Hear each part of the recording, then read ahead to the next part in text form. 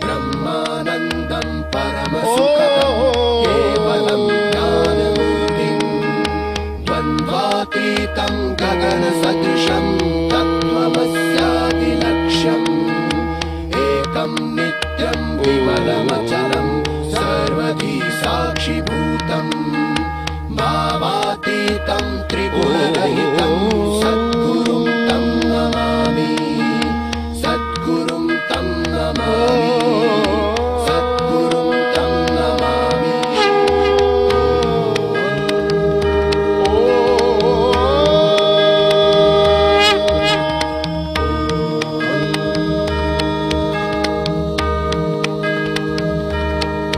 श्री दत्त दत्त भवसागर पोत दत्त श्री दत्त दत्त सुर किन्नर गीत दत्त श्री दत्त दत्त जन संस्तुत दत्त दत्त श्री दत्त दत्त वांछित दत्त दत्त श्री दत्त दत्त कलितारक दत्त दत्त श्री दत्त दत्त भयहारक दत्त दत्त श्री दत्त दत्त सुखकारक दत्त दत्त श्री दत्त दत्त मुनिदारक दत्त दत्त।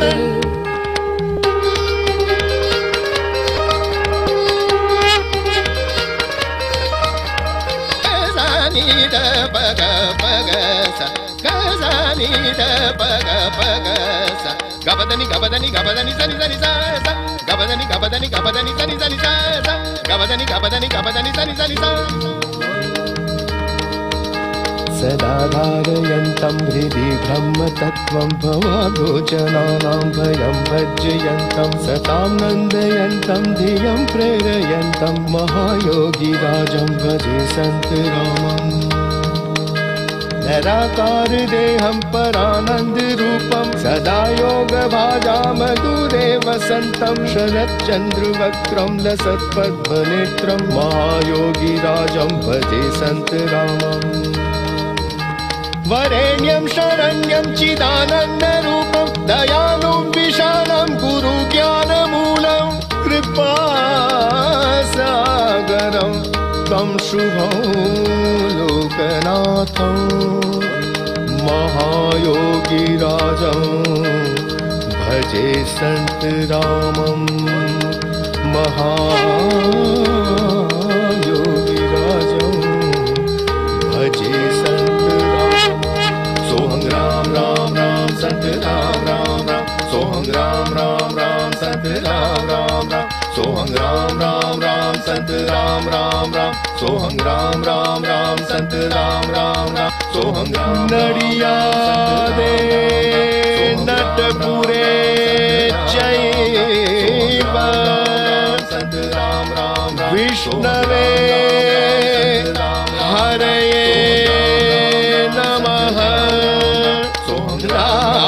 रामाय संत रामाय शिवाय नमो नमः शिवाय नमो नमः शिवाय नमो नमः।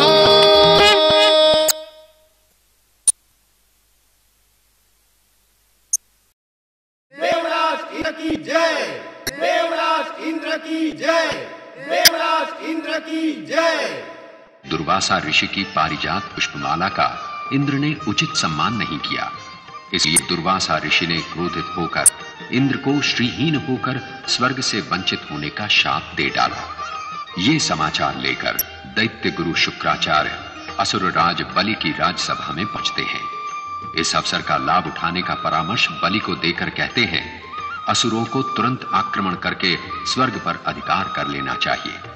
असुर सेनापति राहु के प्रोत्साहन पर असुर राज बलि स्वर्ग पर आक्रमण करके देवताओं को स्वर्ग छोड़कर भागने पर विवश कर देते हैं। स्वर्ग पर असुरों का अधिकार हो जाता है। असुरों से पराजित देवताओं की दुर्दशा का समाचार लेकर नारद ब्रह्मदेव के पास पहुंचते हैं। और फिर नारद सहित देवतागण परामर्श तथा मार्गदर्शन के लिए भगवान विष्णु की शरण में जाते हैं। भगवान परिस्थिति पर विचार करके समुद्र मंथन करने का परामर्श देते हैं और उसमें देवताओं तथा दैत्यों को समान रूप से सम्मिलित होने का आदेश देते हैं। तत्पश्चात नारद दैत्य सेनापति राहु के पास पहुंचते हैं। राहु आदेश स्वीकार करता है। उधर समुद्र मंथन के लिए डोरी बनने वाले नागराज वासुकी को नारद आकर आश्वासन देते हैं, समुद्र मंथन के कारण वासुकी को कोई कष्ट नहीं होगा। तत्पश्चात मेरु पर्वत तथा वासुकी नाग भी समुद्र मंथन की स्वीकृति देते हैं।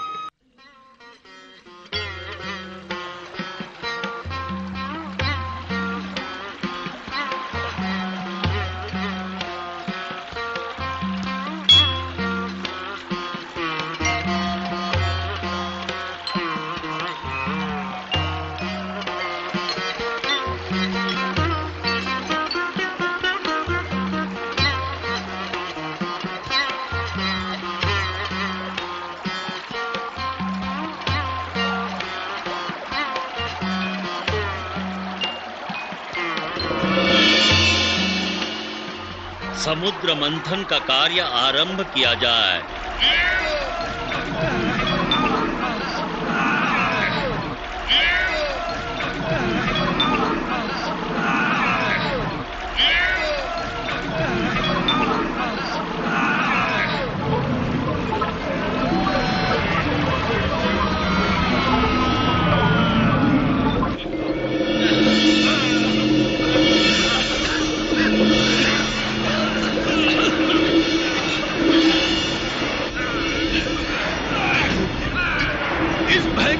के प्रकोप से कंठ सूख रहा है, हृदय गति रुक रही है,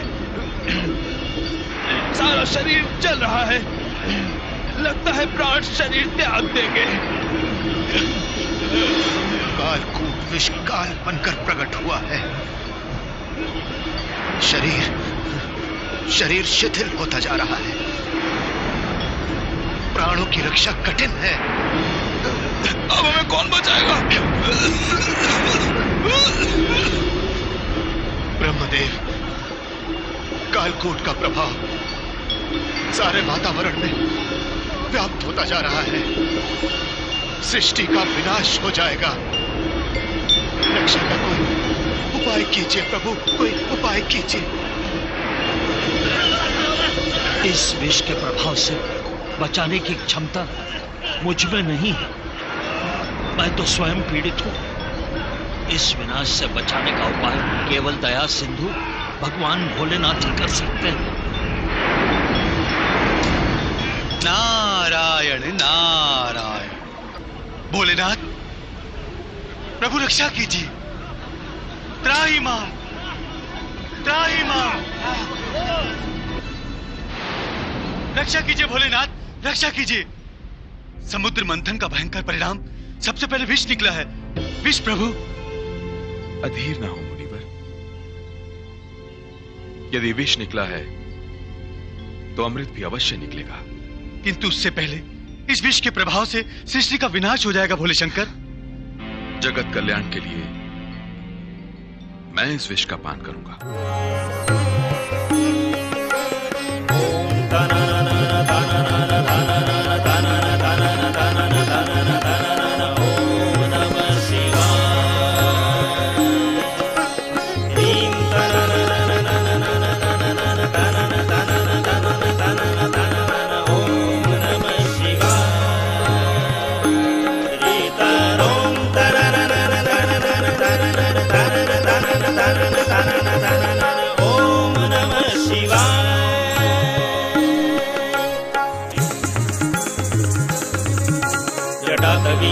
जल प्रवाह पावितस्थले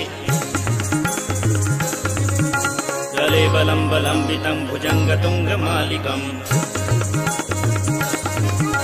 डमड्डमड्डमड्डमड्डमड्डमड्डिनादमर्वयम्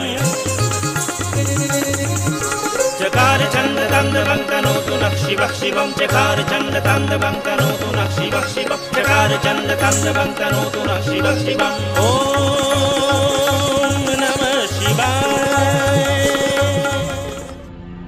नीलकंठ शिव शंकर भगवान भोलेनाथ की जय। हर हर महादेव। हर हर महादेव। जय शिव शंकर। हर हर महादेव।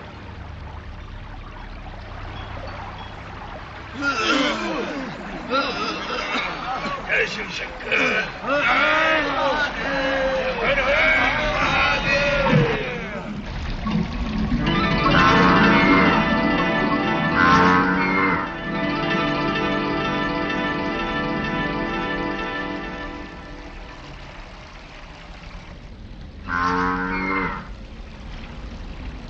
दैत्यराज, कामधेनु गाय की हमें आवश्यकता है। कामधेनु समुद्र से प्रकट हुई है, इसमें कोई न कोई विशेषता अवश्य है। अपनी सद्भावना के साथ ये गाय देवताओं को भेंट देते हैं। महाराज, आपके निर्णय पर हम दैत्यों को गर्व है। हम माता कामधेनु की सेवा करके अपने आप को धन्य समझेंगे। इनका गौरस भी अमृत तुल्य होगा। ये जहां रहेंगी वहां पर सुख, शांति और कल्याण का वातावरण बना रहेगा।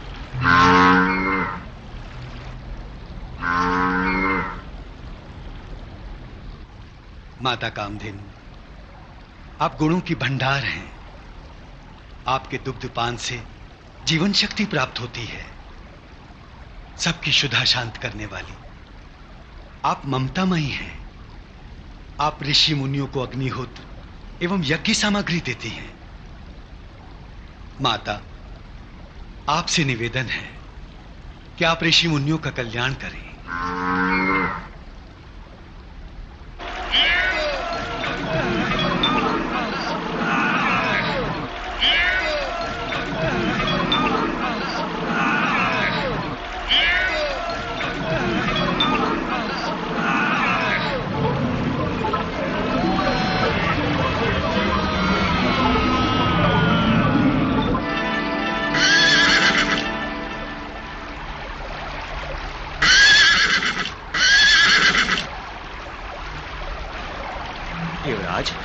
ये 7 मुख वाला अश्व उच्च श्रवा बड़ा ही तेजस्वी और शक्तिशाली प्रतीत होता है। इस शक्तिशाली अश्व का एकमात्र अधिकारी मैं हूं। इसे हम देवताओं को कदापि नहीं देंगे। महाराज, इसे आप जैसा शक्तिशाली ही वश में रख सकता है। देवता क्या इसे अपने वश में रखेंगे? इस अश्व पर दैत्यराज बलि का अधिकार है और ये उन्हीं को भेंट किया जाएगा। उच्च श्रवा, तुम 7 शुभ लक्षणों युक्त 7 मुख वाले अश्व हो। तुम्हें दैत्यराज महाराज बलि की कृपा का पात्र बनने का सौभाग्य मिला है। दैत्यलोक को प्रस्थान करो।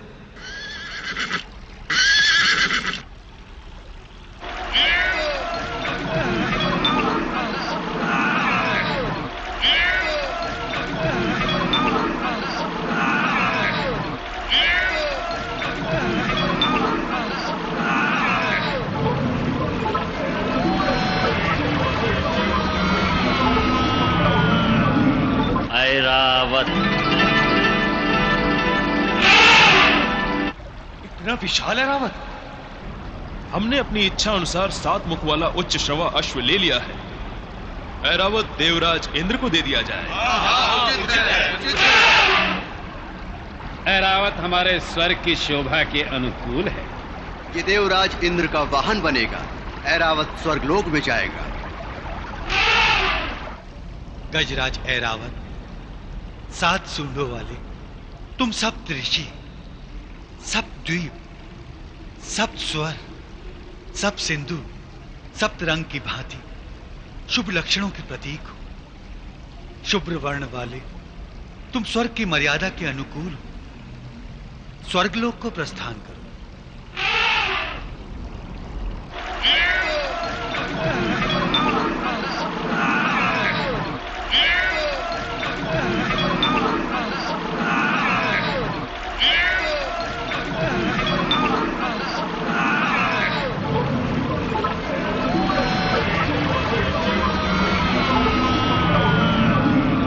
कौस्तुभ मणि। कौस्तुभ मणि है तो सुंदर, परंतु इसकी विशेषता क्या है? समुद्र मंथन से निकली है, अवश्य कोई ना कोई विशेषता होगी। हम यह कौस्तुभ मणि भगवान भोलेनाथ को उपहार में देते हैं, किंतु वे सर्पों का आभूषण रुद्राक्ष की माला धारण करते हैं, शरीर पर भस्म लगाते हैं। वे यह मणि कदापि नहीं धारण करेंगे। हां, विष्णु को आभूषण अधिक प्रिय है। यह मणि उन्हीं को उपहार में दे दी जाए। भगवान विष्णु के धारण करने से कौस्तुभ मणि का सम्मान बढ़ जाएगा। कौस्तुभ मणि, तुम धन्य हो। जगत के पालनहार भगवान विष्णु तुम्हें अपने वक्ष पर धारण करेंगे। प्रभु के सौंदर्य वर्णन में तुम्हारा नाम भी अवश्य लिया जाएगा। जाओ, भगवान विष्णु की शोभा में वृद्धि करो।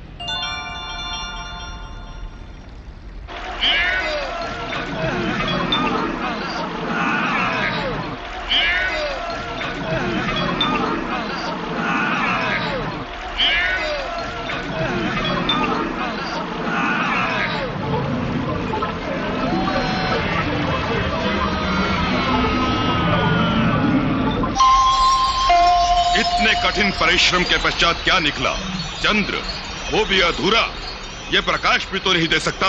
महाराज, हम दैत्य अंधकार में भी वैसा ही देख सकते हैं जैसा कि प्रकाश में। ऐसी निरर्थक वस्तुएं प्रकट होती रही तो समुद्र मंथन का क्या लाभ? जो वस्तुएं हमारे लिए उपयोगी होंगी वे लेंगे, अनुपयोगी होंगी उसे छोड़ देंगे।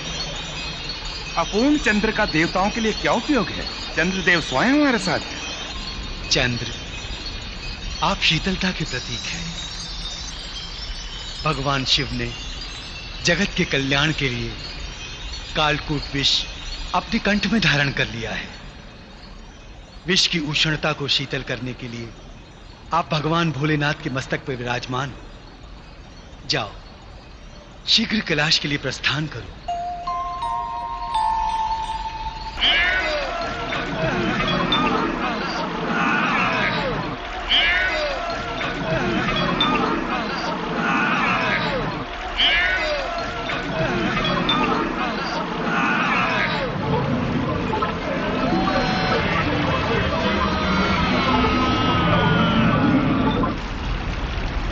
पारिजात वृक्ष।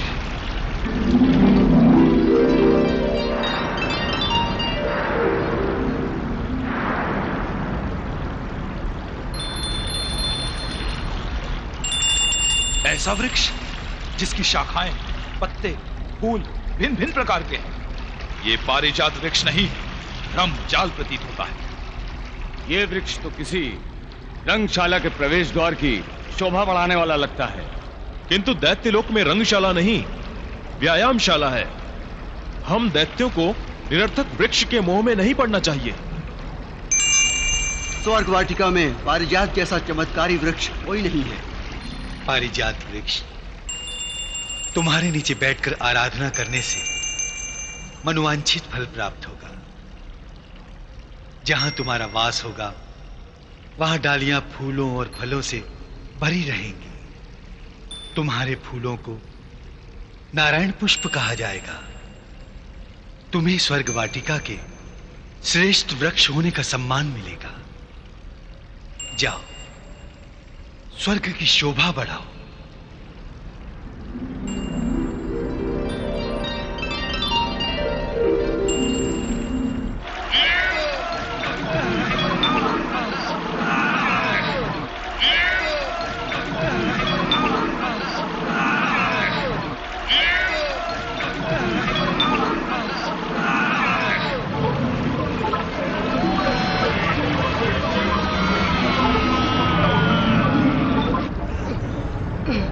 रंभा, तिलोत्मा, गणोत्मा।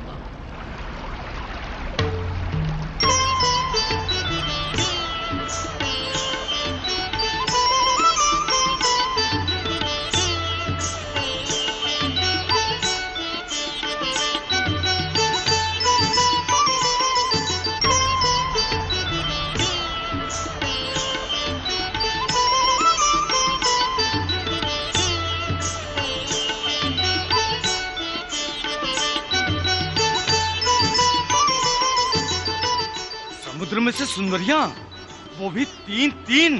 तीनों एक से एक बढ़कर सुंदर हैं। महाराज की क्या आज्ञा है? हम इन्हें दैत्यलोक ले जाएं? नहीं राहु, राज्य कार्य में इतना समय बीत जाता है, हम इन्हें ले जाकर क्या नृत्य देखेंगे? हम पराक्रमी हैं, विलासी नहीं। ये तीनों नृत्यांगनाएं स्वर्ग की शोभा बढ़ाएंगे। हम देवता संगीत तथा नृत्य कला के सदा ही प्रेमी रहे हैं। हमारी सभा में इन्हें अप्सराओं जैसा सम्मान मिलेगा। इन्हें स्वर्ग लोक जाने दें।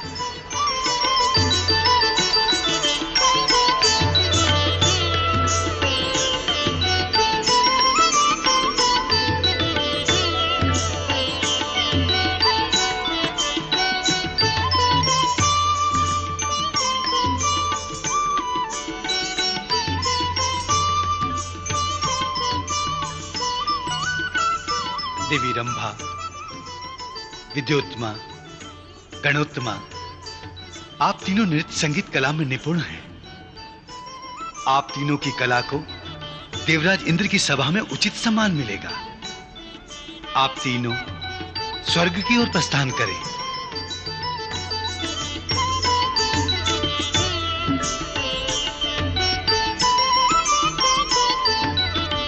नारायण नारायण।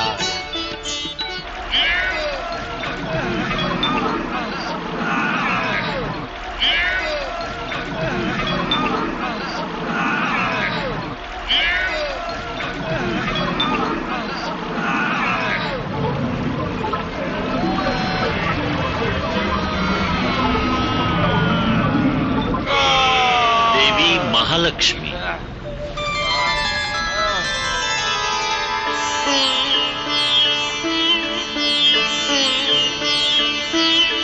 कमल वासिनी लक्ष्मी देवांगनाओं दैत्यांगनाओं से भिन्न है। इन्हें देखकर सहज ही मन में श्रद्धा के भाव उत्पन्न हो रहे हैं। इनकी कृपा का पात्र बनने की योग्यता न दैत्यों में है न देवताओं में।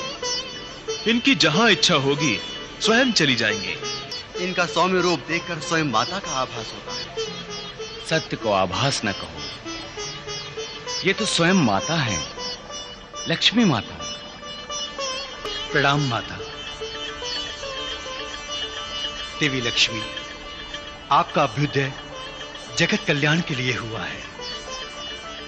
कमला, लक्ष्मी, अनेकों नाम से जगत में आपकी पूजा होगी। दीन दुखियों को सुख समृद्धि देकर आप उनका कल्याण करेंगे। जगतवासी आपकी कृपा पाकर धन्य हो जाएंगे।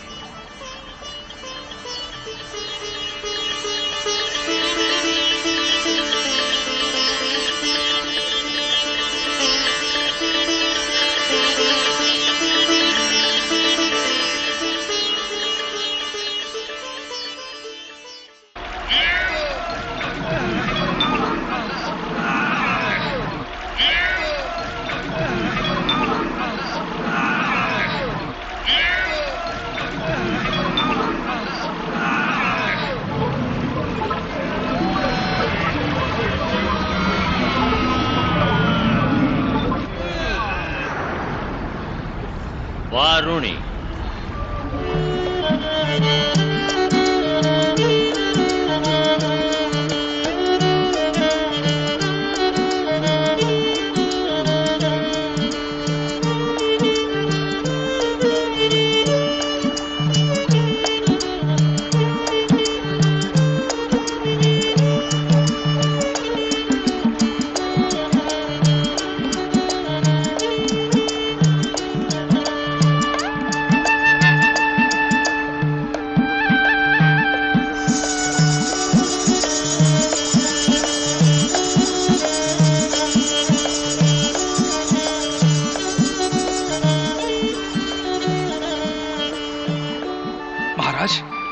वारुणी का प्रभाव देख रहे हैं?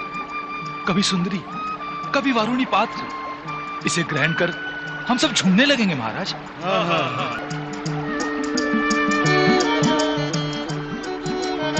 ऐसी वारुणी देवी को हम यहीं से प्रणाम करते हैं। ये वासना को उत्तेजित करके पाप कर्म के लिए प्रेरित करती है। इनका स्पर्श भी हमारे लिए पाप है।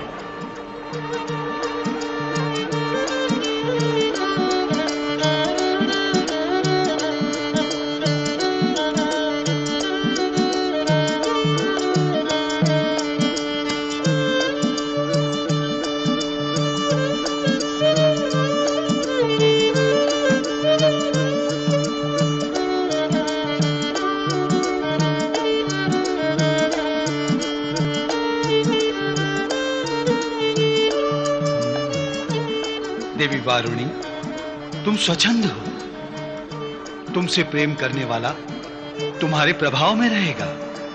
वो बुद्धि, विवेक और धर्महीन रहेगा। सत्पुरुष तुमसे घृणा करेंगे, विलासी तुम्हारा सम्मान करेंगे। कलिकाल में लोग तुम्हारे भक्त बनकर तुम्हारी पूजा करेंगे। स्वेच्छा पूर्वक प्रस्थान करो।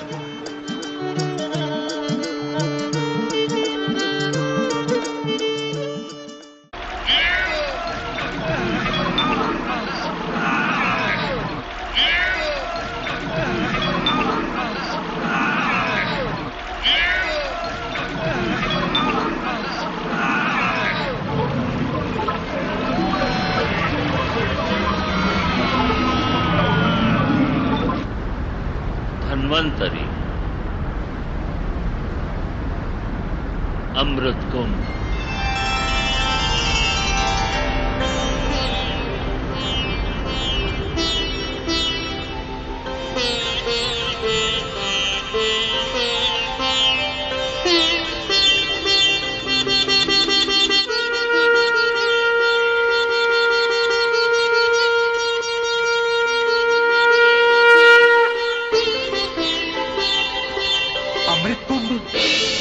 नारायण नारायण।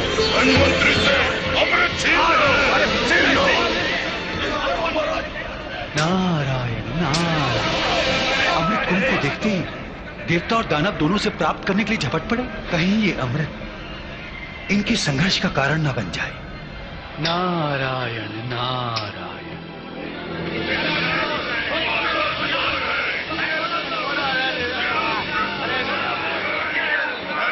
ठहरो राहु, तुमने धन्वंतरी से अमृत कुंभ छीन लिया, किंतु अमृत पर दैत्यों का ही नहीं देवताओं का भी अधिकार है। अमृत पर सच्चा अधिकार केवल दैत्यों का है। समुद्र मंथन में देवताओं से अधिक परिश्रम दैत्यों ने किया।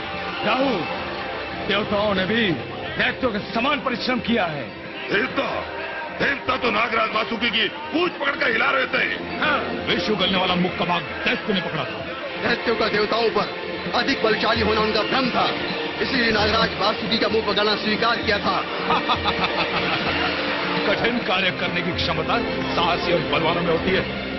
अब इस अमृत पर हमारा अधिकार है और इसे पीकर हम विष से झुलसे हुए तन मन की ज्वाला को शांत करेंगे। ज्वाला तो हम भी शांत करेंगे तुमसे अमृत कुंभ छीनकर।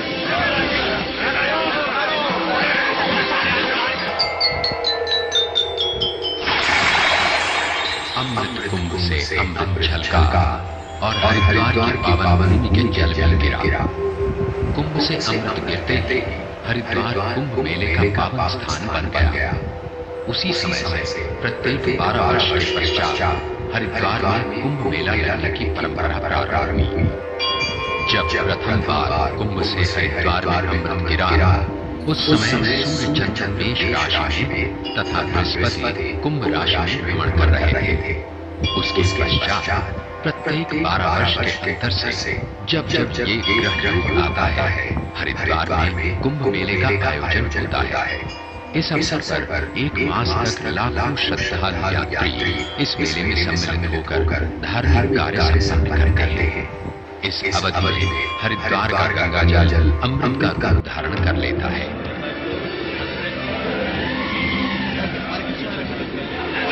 तुम हमारा जलराज हमें दे दो। सावधान राहु, आगे न बढ़ो, अन्यथा देवासुर संग्राम के मुख्य अपराधी तुम माने जाओगे।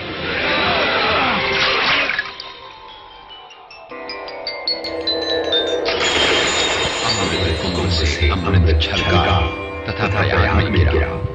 जिस समय ये अमृत गिरा था, उस समय बृहस्पति वृषभ राशि तथा सूर्य चंद्र मकर राशि में भ्रमण कर रहे थे। उसी समय से प्रयाग के पवित्र संगम पर एक मास का कुंभ मेला लगने की प्रथा प्रारंभ हुई। अमावस्या तथा मकर संक्रांति के अवसर पर प्रयाग का पावन जल विशेष रूप से अमृतमय हो जाता है तथा उस समय इसमें स्नान करने से जन्म जन्मांतर के पाप नष्ट हो जाते हैं। प्रयाग का कुंभ मेला सांस्कृतिक दृष्टि से भारत का सबसे बड़ा जल संगम है। इस अवसर पर देश देश से करोड़ों धर्मानुरागी व्यक्ति संगम स्थान तथा साधु संतों के सत्संग का लाभ उठाते हैं। हमारे समीप ना आओ, अन्यथा ये अमृत न देवता पी सकेंगे न प्रसन्नता होगी राहु। यदि अमृत देवताओं को नहीं प्राप्त होगा तो दैत्यों को भी नहीं प्राप्त होना चाहिए। हम इतने मूर्ख नहीं, जिस अमूल्य वस्तु को इतने कठिन परिश्रम से प्राप्त किया उसे इतनी सरलता से गवा दें। हम भी इतने अज्ञानी नहीं कि अपना भाग प्राप्त किए बिना अमृत पर से अधिकार त्याग दें।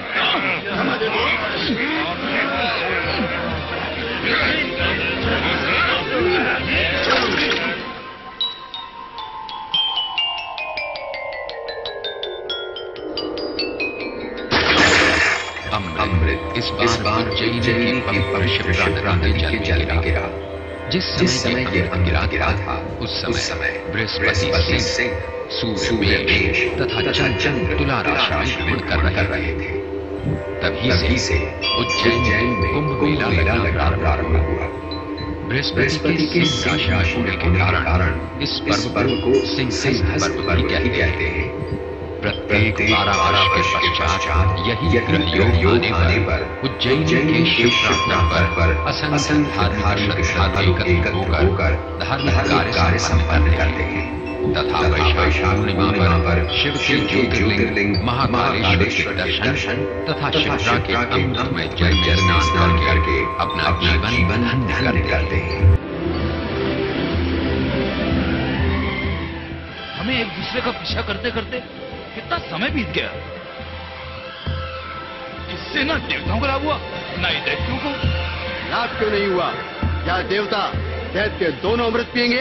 अन्यथा कोई नहीं पिएगा। अमृत हम पिएंगे, अमृत केवल दैत्य पिएंगे। अमृत हमारा है।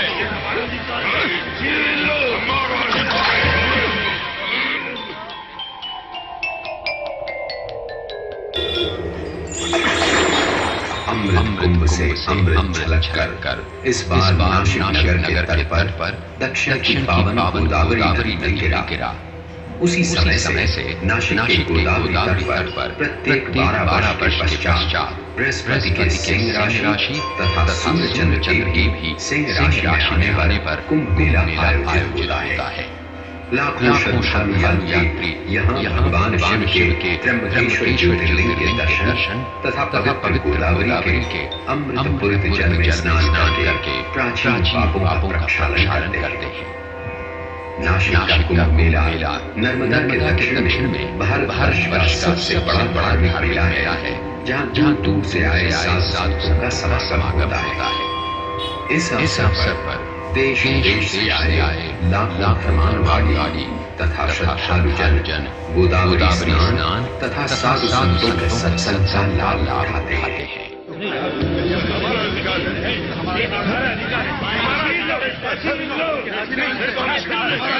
नारायण नारायण।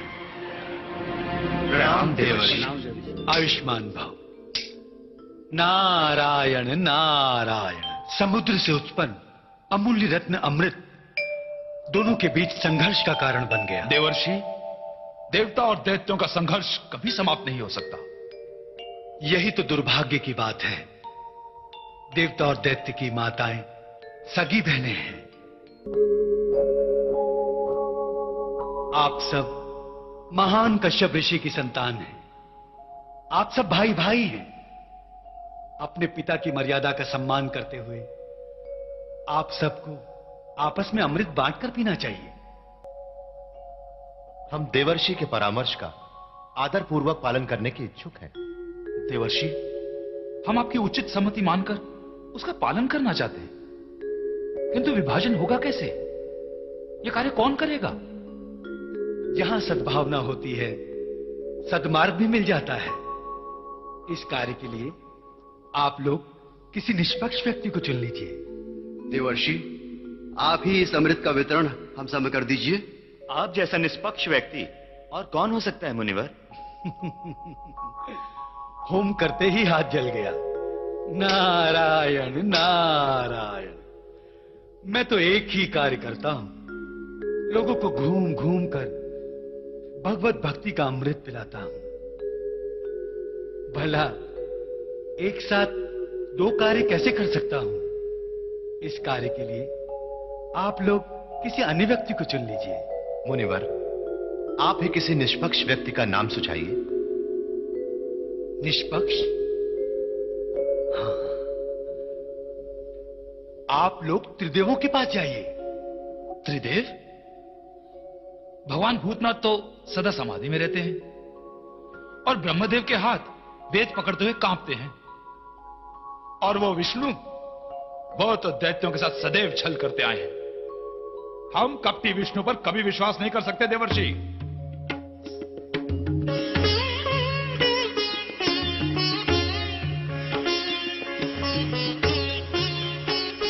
नारायण नारायण।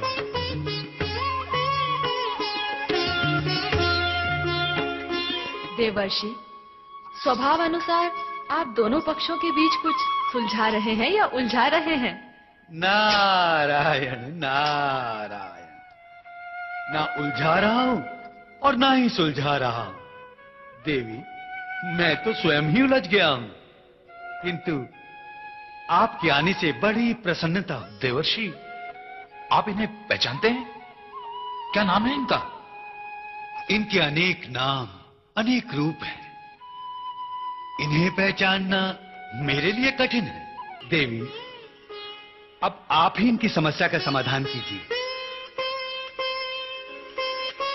नारायण नारायण नारायण नारायण। देवता और दैत्यों को मंत्र मुक्त कर देने वाली आप कौन है देवी? नहीं पहचाना? मुझे मोहिनी कह सकते हो। मोहिनी? सच कहा, आप मोहिनी ही हैं। अप्रतिम सुंदर नारी। किंतु आप सबके बीच ऐसी कौन सी समस्या आन पड़ी? देवताओं और दैत्यों ने मिलकर समुद्र मंथन किया। समुद्र में से अमूल्य निधियां प्राप्त हुई। देवताओं और दैत्यों ने उसे मिलकर आपस में शांतिपूर्वक बांट दिया। जैसे ही अमृत प्रकट हुआ, दैत्यों के मन में लोभ जागृत हुआ। ये हमें हमारा भाग नहीं देना चाहते। झूठ बोलते हैं देवता। हम इन्हें अमृत देना चाहते हैं। प्रश्न बंटवारे का था। इन्हें हम पर विश्वास नहीं और हमें इन पर विश्वास नहीं। तो तुम ही कोई उपाय सुझा दो मोहिनी। उचित समय पर तुम्हारा आगमन हुआ है। मोहिनी, इस अमृत का विभाजन तुम कर दो। हमें तुम पर पूर्ण विश्वास है। क्या आप सब भी मुझ पर पूर्ण विश्वास करते हैं? हमें पूर्ण विश्वास है। हमें आप पर पूर्ण विश्वास है। आइए, आप लोग मेरे साथ आइए। देवता इस ओर, दैत्य उस ओर, अपना अपना स्थान ग्रहण करें।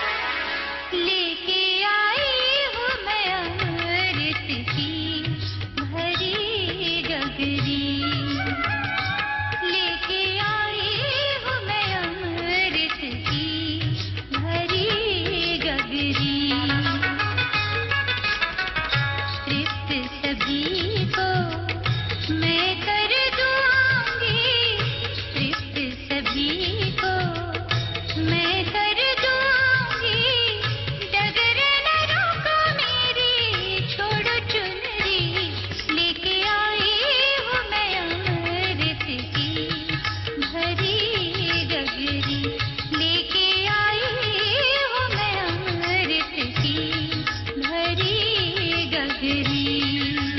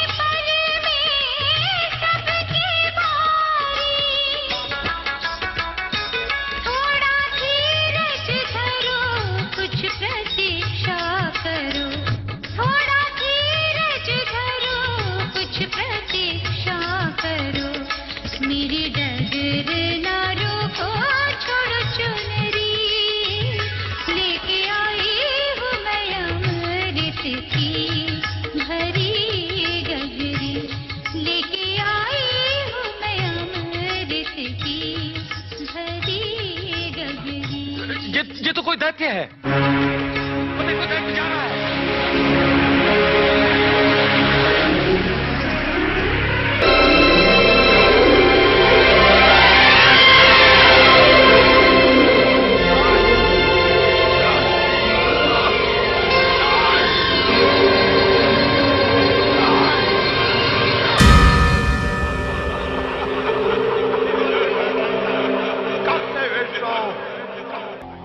देवताओं को अमृत और दैत्यों को वरुणी पिलाकर छल किया है।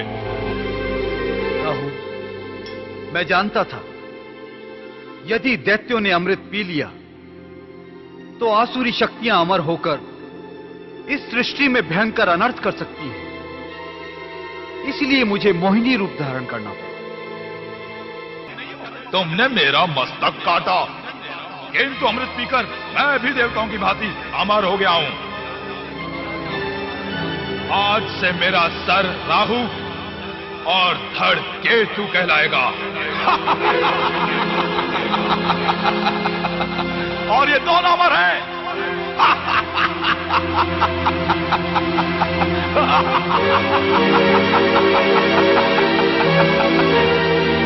मैंने अपने कर्तव्य पालन हेतु तुम्हारा मस्तक काटा है।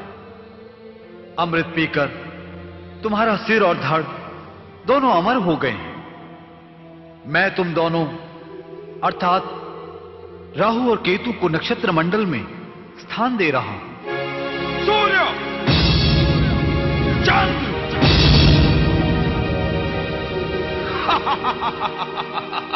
अब तुम दोनों सावधान हो जाओ। तुम दोनों के कारण मेरा मस्तक कटा है। तुम्हें इसका भयंकर परिणाम भुगतना पड़ेगा।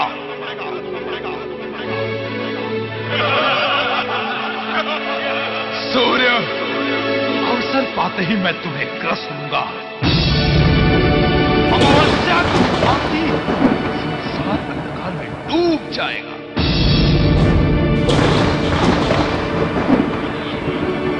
चंद्र, पूर्णिमा को जब तुम संपूर्ण कलाओं के साथ प्रकाशित होगे, मैं तुम्हें भी निकल लूंगा। सृष्टि में ग्रहण छा जाएगा।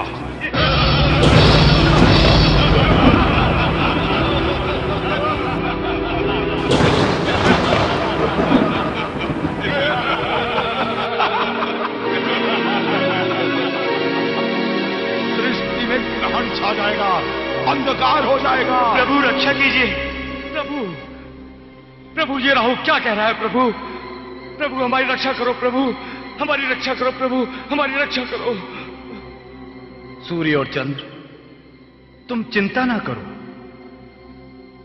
राहु तुम्हें समय समय पर अवश्य ग्रसेगा, किंतु इसका प्रभाव स्थायी नहीं होगा। संसार तुम्हारी मुक्ति के लिए प्रार्थना करेगा और तुम मुक्त हो जाओगे।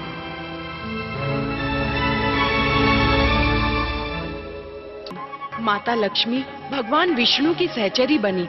अब संसार में इनकी लक्ष्मी नारायण के नाम से पूजा होगी। कुंडपति भगवान विष्णु की जय।